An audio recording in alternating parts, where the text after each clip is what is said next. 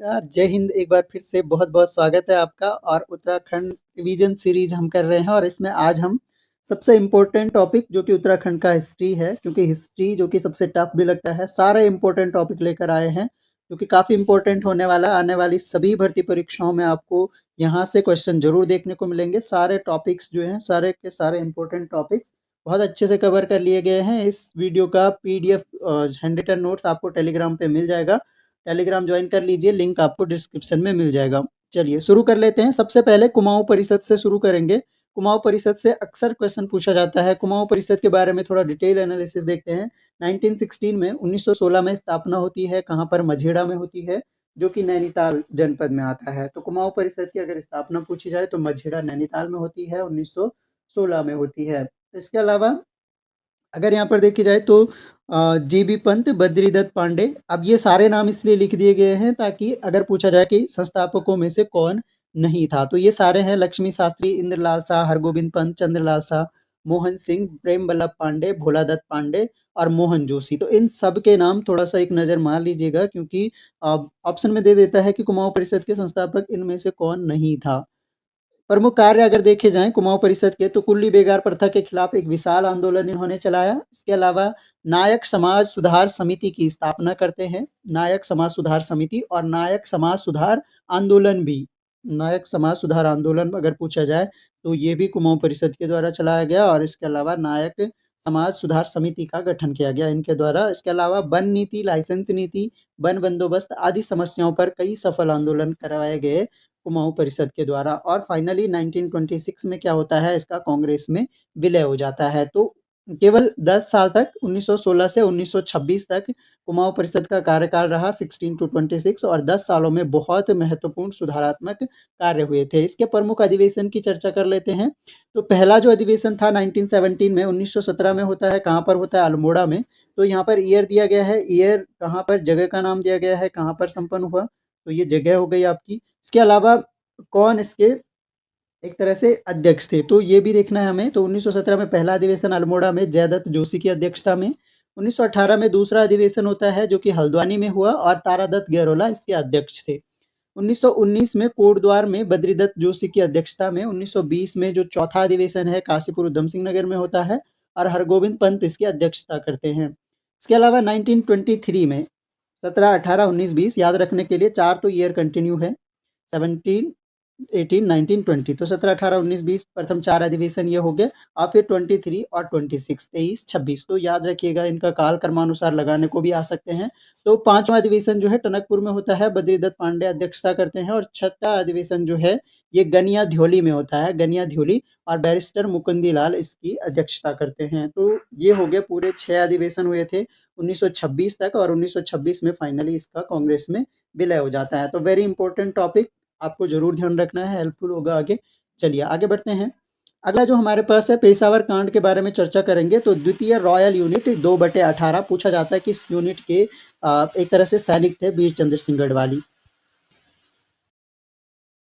चलिए अब हम पेशावर कांड की चर्चा करेंगे। पेशावर कांड जो है द्वितीय रॉयल यूनिट 2/18 पूछा जाता है बहुत बार कि चंद्र सिंह गढ़वाली किस यूनिट के सैनिक थे। तो 2/18 गढ़वाल राइफल्स यूनिट के सैनिक थे ये, और हवलदार पद पर ये कार्यरत थे। इसके अलावा क्या ध्यान रखना है कि 1930 में जब निहत्थे देशभक्त पठानों पर गोली चलाने से इन्होंने इनकार कर दिया था, तो वहीं से ये पेशावर कांड की शुरुआत होती है। तो पेशावर कांड के बारे में ये ध्यान रखना है, 2/18 गढ़वाल राइफल्स के ये सैनिक थे और हवलदार पद पर थे वीर चंद्र सिंह गढ़वाली, और निहत्थे देशभक्त पठानों पर गोली चलाने से इन्होंने इनकार कर दिया था। इसी घटना को पेशावर कांड कहा जाता है। और क्या था इस दौरान, क्योंकि प्रथम विश्व युद्ध में उत्तराखंड के सैनिक इसमें भाग लेते हैं, प्रथम विश्व युद्ध में। तो प्रथम विश्व युद्ध में जो भारतीय सैनिकों ने भाग लिया था उनके बारे में ये ध्यान रखिए। दरबान सिंह और गब्बर सिंह नेगी दो ऐसे सैनिक थे जिन्हें विक्टोरिया क्रॉस दिया गया था। और विक्टोरिया क्रॉस एक ऐसा अवार्ड था जो तत्कालीन समय में सर्वोच्च सम्मान होता था। जैसे आज अगर भारत की बात की जाए तो भारत रत्न सर्वोच्च सम्मान है, उस समय का सर्वोच्च सम्मान जो है, तत्कालीन सर्वोच्च सम्मान विक्टोरिया क्रॉस ही होता था। ये भी आपको ध्यान रखनी है बात। आगे बढ़ते हैं। अगला हम टॉपिक डिस्कस करते हैं गढ़वाल खंड। गढ़वाल क्षेत्र को एक तरह से नाम बहुत बार पूछे जाते हैं कि वैदिक काल में क्या कहा जाता है, महाभारत काल में क्या कहा जाता है। तो वैदिक काल में हेमंत देश कहा गया है, महाभारत काल में उत्तर कुरु शब्द का प्रयोग किया गया है। पुराण काल की अगर बात की जाए तो केदार खंड शब्द का प्रयोग किया गया है। और पुराणोत्तर काल का इम्पोर्टेंट है, ये बहुत सारे नाम दिए गए हैं। पुराणोत्तर काल में केदार मंडल भी बोला गया है, बद्रिका क्षेत्र कहा गया है, तपोभूमि कहा गया है और किरात मंडल भी कहा गया है।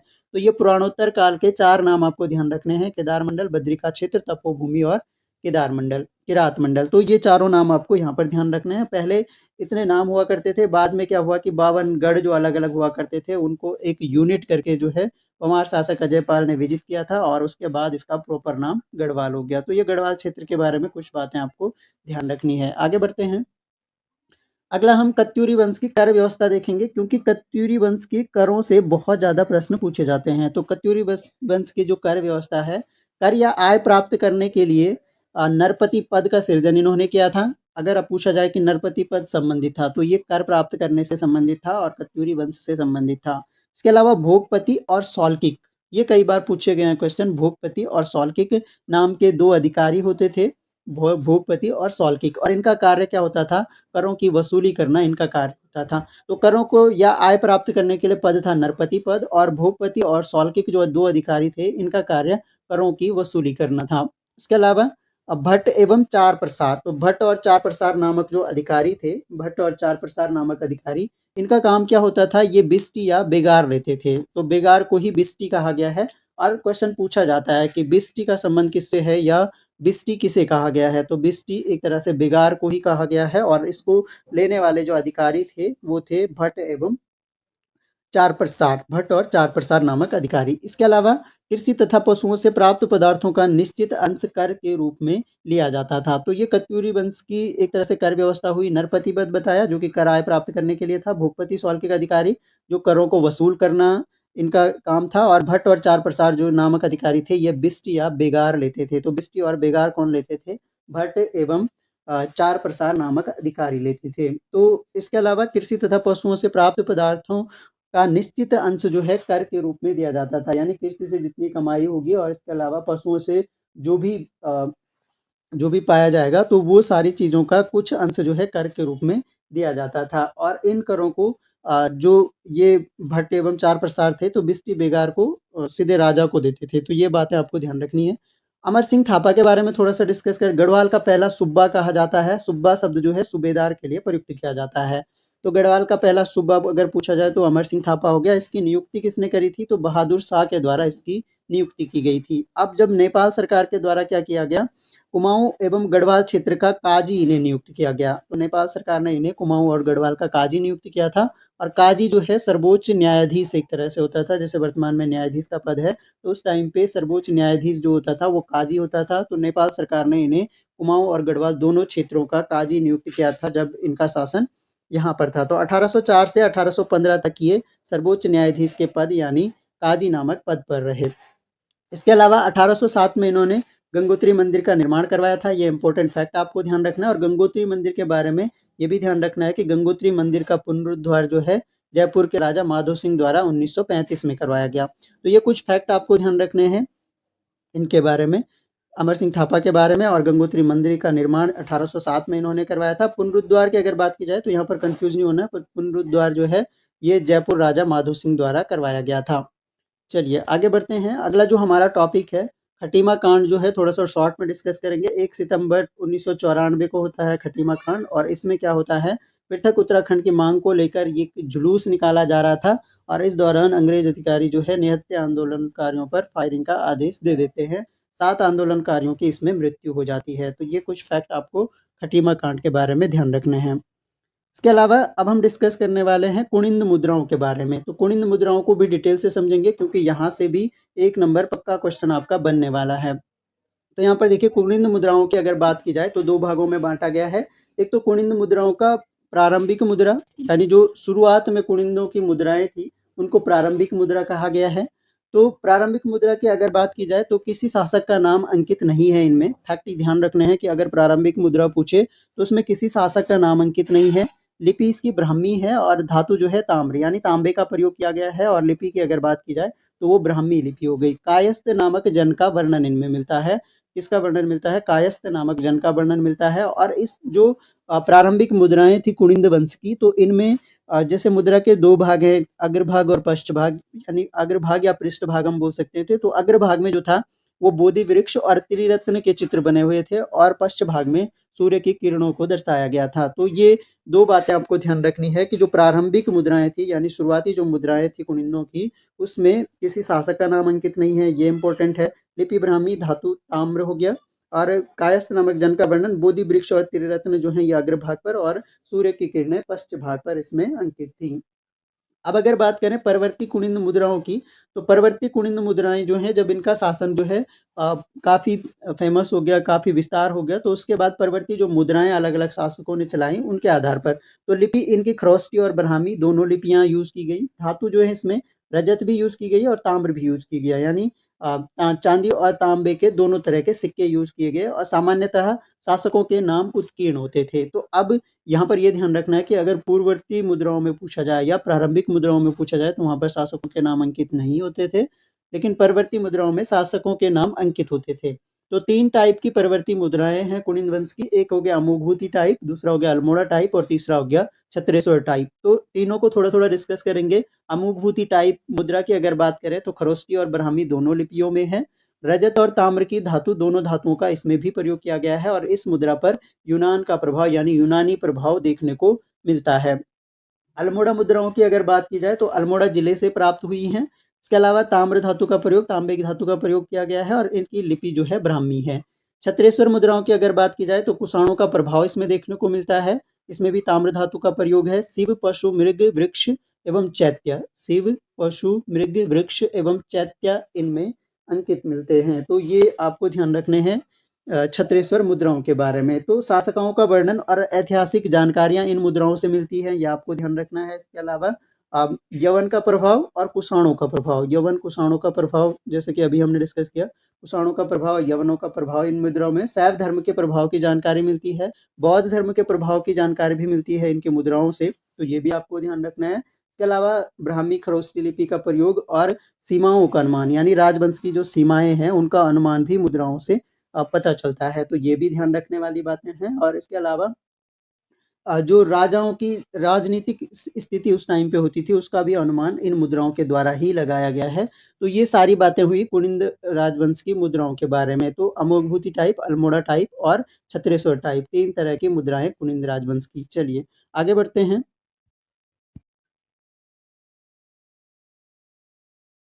चलिए तो चंद वंश की शासन प्रणाली डिस्कस करते हैं। तो मुख्यतः शासन प्रणाली और इसके राजस्व प्रणाली को भी हम डिस्कस करेंगे, करों को भी डिस्कस करेंगे थोड़ा सा। तो मुख्यतः पूर्वी उत्तराखंड के संपूर्ण भूभाग पर सुव्यवस्थित शासन स्थापित था, यानी कुमाऊं वाला जो क्षेत्र था उस पर पूरी तरह से शासन स्थापित था चंद वंश का। और मुख्य कार्यकारी अधिकारी इसमें राजा होता था। अन्य अधिकारियों की अगर बात की जाए तो इसमें युवराज, मंत्री, दीवान, राजगुरु, राजपुरोहित, सेनापति, फौजदार आदि होते थे। तो यहाँ से क्वेश्चन बन जाता है कि निम्न में से कौन सा अधिकारी चंद वंश की शासन प्रणाली में सम्मिलित नहीं था। तो ये सारे अधिकारियों के नाम जरूर ध्यान रखने हैं यहाँ से। इसके अलावा गांव का जो प्रशासन है, तो गांव का प्रशासन काफी डेवलप्ड था इस टाइम पे, खासकर चंदों के टाइम पे।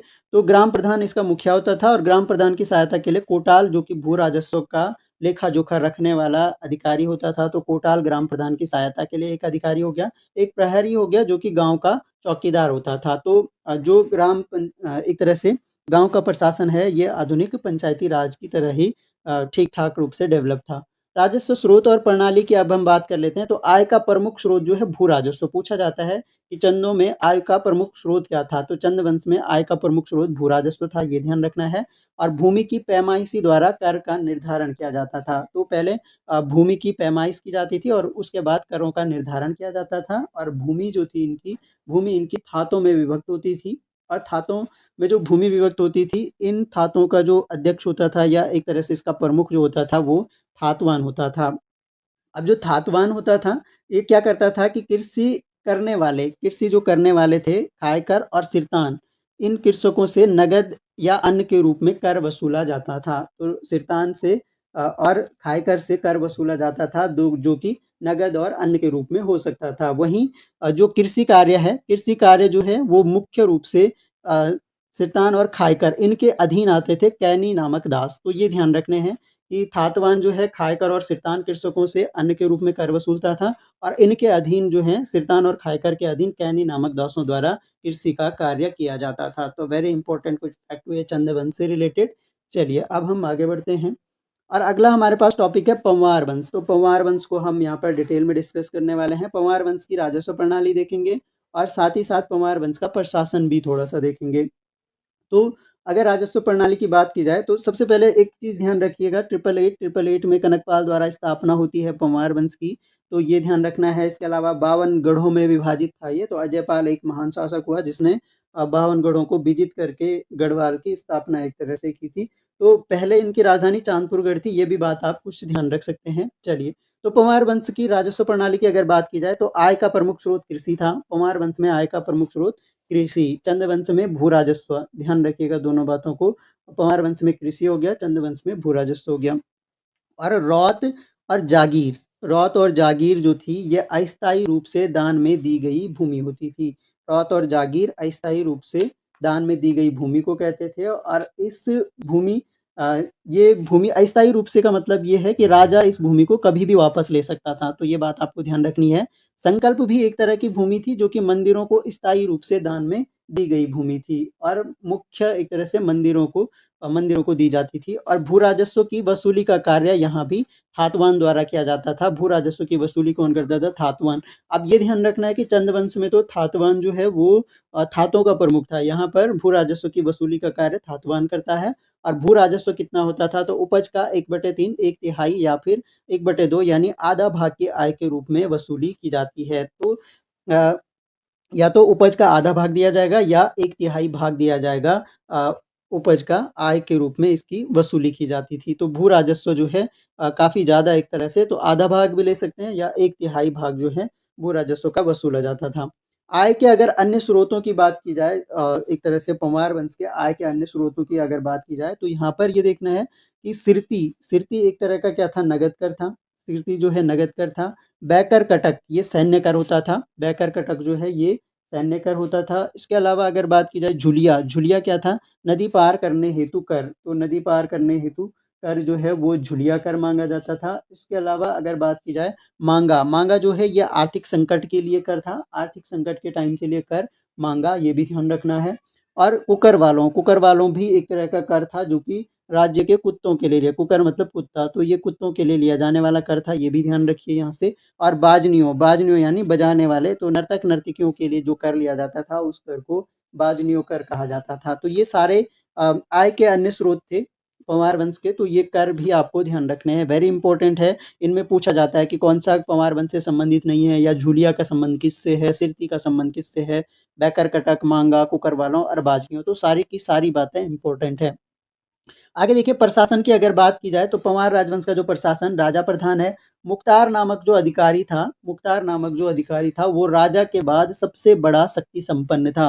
तो कभी ऑप्शन में आ जाता है कि राजा के बाद पंवार वंश में सबसे शक्तिशाली कौन है? तो वजीर नहीं है, बिल्कुल भी नहीं। मुख्तार नामक अधिकारी राजा के बाद सबसे ज्यादा शक्ति संपन्न अधिकारी होता था। इसके अतिरिक्त अगर बात की जाए तो इसमें वजीर भी होते हैं, दीवान भी होते हैं, फौजदार भी होते थे, दफ्तरी, नेगी, धर्माधिकारी, गोलदार, प्रमुख अधिकारी इसमें होते थे। एक बार रिपीट कर ले रहा हूँ, वजीर हो गया, दीवान हो गया, फौजदार हो गया, दफ्तरी हो गया, नेगी हो गया, धर्माधिकारी हो गया, गोलदार हो गया। ये सब प्रमुख अधिकारी थे पंवार राजवंश के। इसके अलावा इन अधिकारियों की हम थोड़ी सी चर्चा करेंगे। यहाँ पर देखिए जो पूछे गए हैं, काफी बार पूछे गए हैं कि दफ्तरी क्या था? तो दफ्तरी जो है आधुनिक सचिवालय की तरह ही एक तरह का अधिकारी है। दफ्तरी दफ्तरी एक तरह से आधुनिक सचिवालय की तरह हो गया। गोलदार जो पद है ये राजकोष की सुरक्षा के लिए पद था। और नेगी जो पद था ये कुलीन परिवारों के प्रतिनिधि होते थे, नेगी। और चंड नामक पद जो है ये संदेशवाहक का काम था इसका। और धर्माधिकारी जो है धर्म विभाग का प्रमुख होता था। तो ये मुख्य अधिकारी हो गए पंवार वंश के। तो ये हमने पंवार वंश को थोड़ा डिटेल में डिस्कस किया, इसका प्रशासन जाना, इसके राजस्व प्रणाली जानी और इसके सारे के सारे कर जाने हमने यहाँ पर। चलिए आगे बढ़ते हैं।